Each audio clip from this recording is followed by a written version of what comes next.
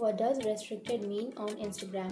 So if you want to know what does restricted mean on Instagram, then first of all, let's open up the Instagram application.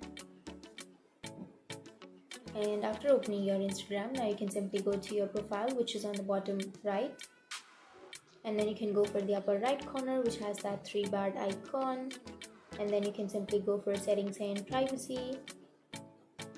And if you scroll down, here you will have restricted option. You can simply tap on restricted, and for now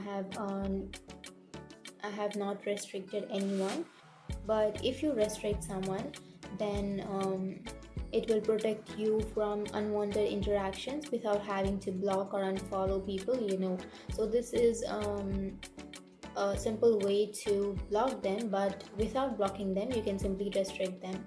So if you restrict someone, then Instagram won't notify the other person, and only you and the other person you restrict will see their new comments on your post, and they won't see when you're online or when you have read their messages. So it's similar to blocking. So that's it. That's all about restricted. And if you have any questions, feel free to comment below. Thanks for watching.